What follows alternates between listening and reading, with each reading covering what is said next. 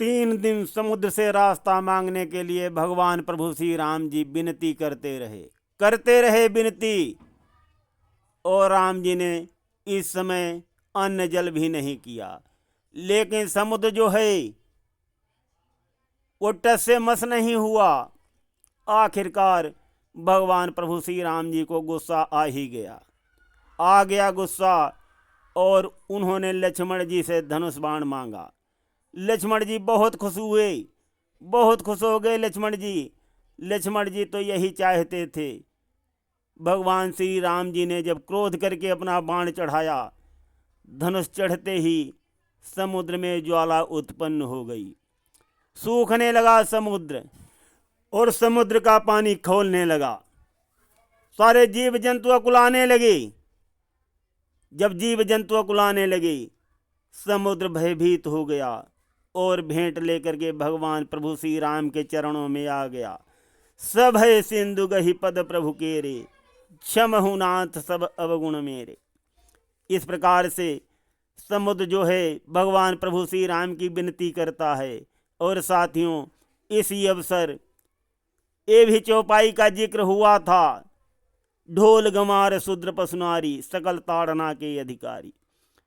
तो यहाँ पर हम ये बताते हैं, इसका तो अर्थ, समुचित अर्थ सभी हमारे पूजनीय विद्वानों द्वारा दिया जा चुका है, और मैं भी विस्तार पूर्वक इस चौपाई का अर्थ आप सभी को बता चुका हूँ।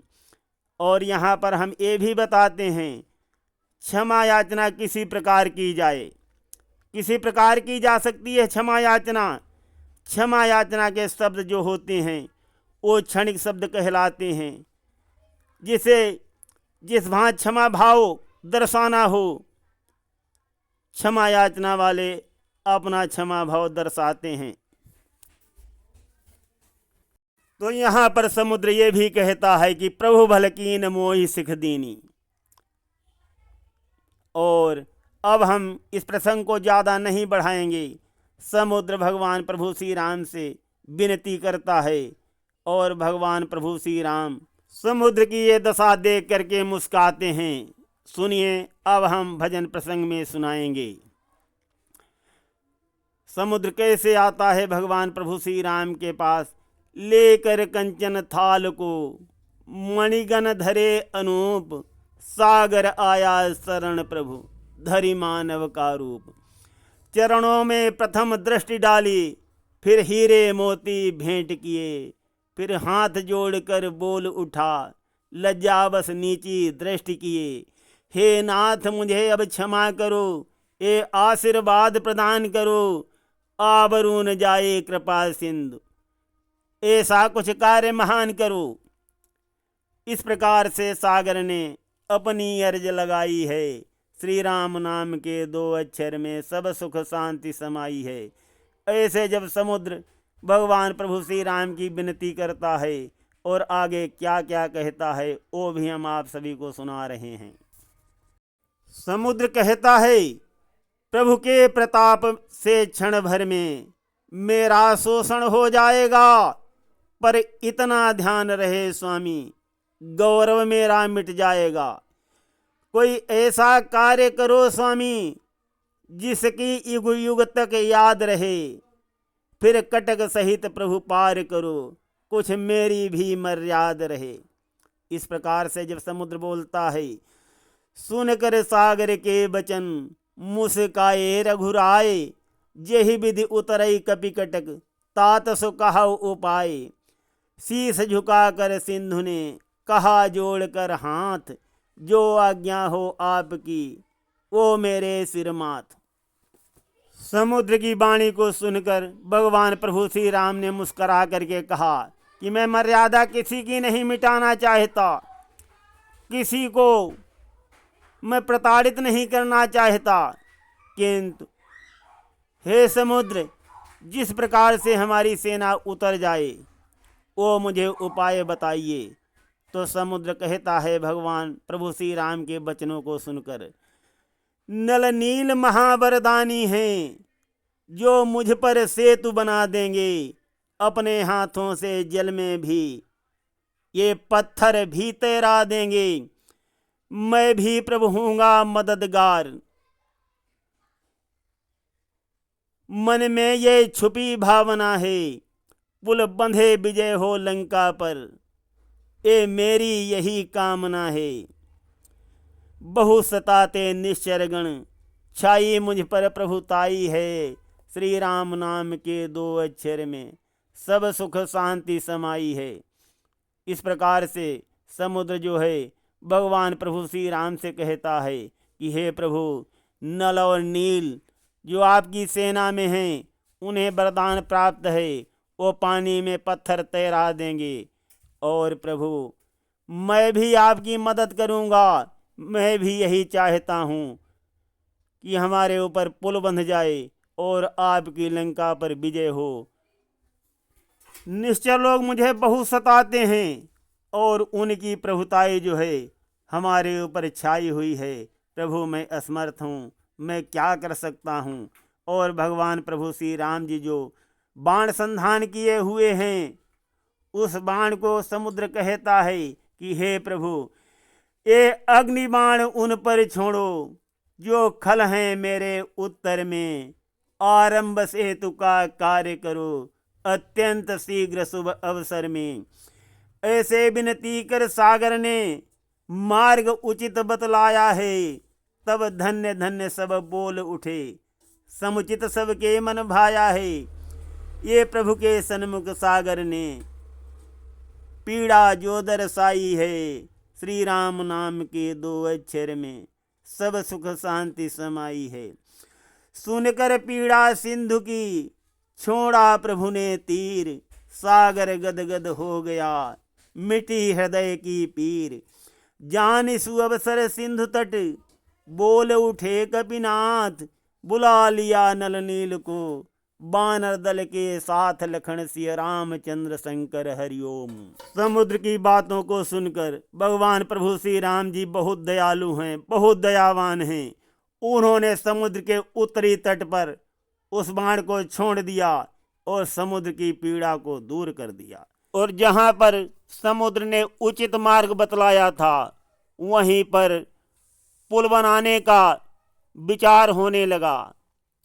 भगवान प्रभु श्री राम का विचार सुन करके वानरपति सुग्रीव नल और नील को बुलाते हैं और वानर सेना को आदेश देते हैं। वानर सेना जो है समुचित सामग्री ले आती है, अच्छे अच्छे पत्थर तराश के लाते हैं जो आसानी से ढल सके। नल और नील पत्थरों को हाथ में लेते हैं और पुल बनाते जाते हैं, ढालते जाते हैं पत्थरों को अच्छी तरीके से। इस प्रकार से वानर मंडल जो है बहुत उत्साहित है, बहुत उत्साह से भरा हुआ है। अब थोड़ा भजन प्रसंग में सुनाते हैं। उत्साह भरा है कपिदल में, जो कार्य कर रहे दूना है। प्राचीन कला का सागर पर वो पुल बेजोड़ नमूना है। जब जल पर पत्थर तैराए, ये अद्भुत कला दिखाई है। श्री राम नाम के 2 अक्षर में सब सुख शांति समाई है। पत्थर जल में तैरा दिए हैं साथियों, और ये अद्भुत कला दिखाई है नल और नील ने। आगे सुनते रहिए, कथा जारी है। पर सेतु बांधने का काम जो है वो बहुत तेजी से चल रहा है, बहुत तेजी से काम हो रहा है। वानर मंडल बहुत उत्साह के साथ काम कर रहा है और भगवान प्रभु श्री राम जी एकांत जगह में जाते हैं। उनके हाथ से एक पत्थर छूट जाता है, वो समुद्र में डूब जाता है। डूब जाता है वो पत्थर, उसका पता भी नहीं चलता। सुनिए भजन प्रसंग में। एकांत जगह में आगे बढ़े, एक पत्थर डाला है जल में। श्री रघुवर कर लगते ही वो चला गया सागर तल में। अत्यंत निकट थे पवन पुत्र, ये दृश्य देख मुस्काए हैं। क्यों जल में पत्थर डूब गया, ये सोच हृदय में लाए हैं। तब पवन तनय ने आगे बढ़, ये प्रभु को विनय सुनाई है। श्री राम नाम के 2 अक्षर में सब सुख शांति समाई है।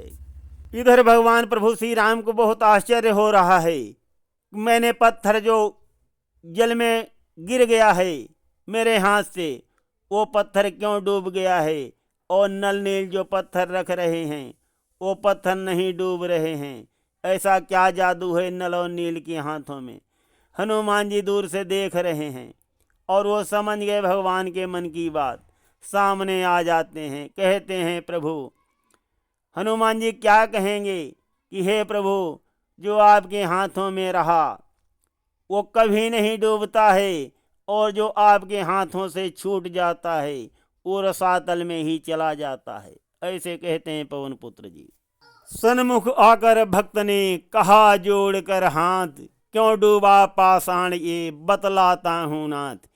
ये महिमा नाथ तुम्हारी है, जल में पत्थर तैराए हैं, उस राम नाम से स्वयं आप क्यों अपनी होड़ लगाए हैं। फिर भी निज मन की कहता हूँ, अपराध क्षमा सरकार करें, दो पुष्प चरण में अर्पित हैं, यदि आप इन्हें स्वीकार करें। पवन पुत्र ने उस अवसर ये अपनी अर्ज लगाई है, श्री राम नाम के दो अक्षर में सब सुख शांति समाई है। हनुमान जी कहते हैं कि हे प्रभु, आप राम नाम से क्यों अपनी होड़ लगाए हुए हैं, क्योंकि आपने जो अपने हाथों से पत्थर डाले हैं उन पे आपका नाम नहीं लिखा हुआ है। भगवान प्रभु श्री राम नाम की महिमा अपरंपार है, इसे मैं पहले बता चुका हूँ। तो यहाँ पर हम आगे बढ़ रहे हैं। पवन पुत्र जी क्या कहते हैं वो सुनिए आगे। जो कर कमलों में बना रहा, निश्चय वो बना रहा स्वामी, जो कर कमलों से छूट गया निश्चय ही डूब गया स्वामी। इसलिए नाथ यह विनती है, मैं सदा आपके साथ रहूं, कभी न बंधन ये टूटे, मैं सदा आपके हाथ रहूं। श्री पवन पुत्र बजरंगी ने यह वाणी दर्शाई है, श्री राम नाम के दो अक्षर में सब सुख शांति समाई है। 5 दिवस में हो गया सिंधु सेतु तैयार, मुस्का कर कहने लगे तब श्री राम उदार। धन्य धन्य कपि कटक को, धन्य धन्य कपिनाथ, निज मुख लगे सराहने, कृपा सिंधु रघुनाथ लखन सिय रामचंद्र शंकर हरिओम। इधर भगवान प्रभु श्री राम जी सारे कपियों को बहुत बहुत धन्यवाद देते हैं, बहुत बड़ाई देते हैं, और वानरपति को भी बहुत धन्यवाद करते हैं। और उधर हनुमान जी कभी अपना अवसर नहीं चूकते हैं भगवान प्रभु श्री राम की भक्ति का। हनुमान जी ने क्या कहा वो अभी हम भजन प्रसंग में आपको सुना चुके। भक्त लोग कभी अभिमान नहीं करते, हनुमान जी कभी अभिमान नहीं करते थे, लेकिन समय पर अपनी भावना अवश्य व्यक्त कर देते थे। कितनी सुंदर भावना हनुमान जी ने व्यक्त करते हुए भगवान प्रभु श्री राम जी को समझाया कि हे नाथ, पत्थर क्यों डूब गया, इसीलिए मैं आपसे विनती करता हूँ कि हे नाथ, मुझे आप कभी मत छोड़ना, मैं सदा आपके साथ रहूं और आपके हाथ में रहूं। इस प्रकार से पवन पुत्र जी भगवान प्रभु श्री राम से उस अवसर अपनी विनती सुनाते हैं। 5 दिनों में ही वानर मंडल ने समुद्र पर सेतु बांध करके तैयार कर दिया नल नील जी के द्वारा। भगवान प्रभु श्री राम जी बहुत खुश होते हुए कहते हैं, जो कार्य नहीं हो सकता था राजाओं से भी बरसों में, है साधुवाद अति तुम सबको, जो कर दिखलाया दिवसों में। ये भाव हमारे मन में है, हो प्रथम ध्यान शिव शंकर का, लंका पर चढ़ने से पहले हो पूजन श्री शिव शंकर का। बिना कृपा त्रिपुरारी की जय नहीं किसी ने पाई है, श्री राम नाम के दो अक्षर में सब सुख शांति समाई है। भगवान प्रभु श्री राम जी कहते हैं, लंका पर चढ़ाई करने से पहले भगवान भोलेनाथ जी का पूजन करना अति अनिवार्य है। बिना भगवान भोलेनाथ जी का पूजन किए हुए किसी ने भी कभी विजय नहीं पाई है। साथियों, भगवान प्रभु श्री राम जी स्वयं इस अवसर ये बात कह रहे हैं वानर मंडल से। आगे भगवान प्रभु श्री राम कहते हैं, रण के वही देवता हैं, हम उनको प्रथम मनाएंगे, स्थापना यहाँ होगी शिव की। फिर रण का बिगुल बजाएंगे, मृत्युंजय का आवाहन कर श्रद्धा के सुमन चढ़ाएंगे। करके प्रसन्न त्रिपुरारी को निश्चरगण पर जय पाएंगे। परम दयालु शिव शंकर जो असुरों के रखवाले हैं, पर न्याय धर्म के साथ सदा रहते वो भोले भाले हैं। ओ मेरे हैं मैं उनका हूँ, हम दोनों में मतभेद नहीं। वासना रहित हम दोनों हैं, मन में ममता या खेद नहीं। मम इष्ट देव त्रिपुरारी हैं, अपनी वाणी दर्शाई है। श्री राम नाम के 2 अक्षर में सब सुख शांति। साथियों, यहाँ पर भगवान प्रभु श्री राम जी बानर दल को बड़ाई देते हुए धन्यवाद करते हैं और कहते हैं जो काम राजाओं से भी नहीं हो सकता था, और अगर होता भी तो बरसों लग जाते, उस कार्य को वानर राज सुग्रीव ने 5 दिनों में ही करा दिया। बहुत बहुत धन्यवाद। बहुत बहुत बड़ाई देते हुए सबसे अपनी राय व्यक्त करते हैं और सबसे कहते हैं कि लंका पर चढ़ाई करने से पहले शिव शंकर जी की पूजा आराधना की जाए। बिना उनकी कृपा से लंका पर विजय असंभव है। रण के वही देवता हैं, उनको प्रथम मनाना अति अनिवार्य है। श्री राम जी जानते थे कि रावण भी शिव जी का भक्त है और भोलेनाथ जी असुरों के रखवाले हैं। उन्होंने ही रावण को लंका प्रदान की है। बिना उनके मनाए लंका पर विजय नहीं प्राप्त की जा सकती। विधि और विधान के अनुसार भगवान भोलेनाथ जी की स्थापना कर पूजा आराधना होती है और लंका पर विजय के लिए आशीर्वाद मांगते हैं। सुनिए भोलेनाथ जी कैसे आशीर्वाद देते हैं। भगवान भोलेनाथ जी विधि विधान की पूजा से बहुत संतुष्ट हो जाते हैं। इस प्रकार से जब हुआ सिंधु सेतु उत्थान, खुश होकर त्रिपुरारी ने दिया विजय वरदान। लखन सिया रामचंद्र शंकर हरिओम। भगवान भोलेनाथ जी ने खुश होकर के श्री राम जी को वरदान दे दिया है, आशीर्वाद दे दिया है कि जाओ लंका पर विजय करो और निशाचरों का अंत कर दो। भगवान प्रभु श्री राम जी भोलेनाथ जी का वरदान पा चुके हैं और अब हम प्रसंग को यहीं पर विश्राम देते हैं। आगे का प्रसंग जो है वो बाद में सुनाएंगे। सुनते रहिए अत्यंत कल्याणकारी और रोचक कथा गिरीश आध्यात्मिक ड्रीम में। धन्यवाद।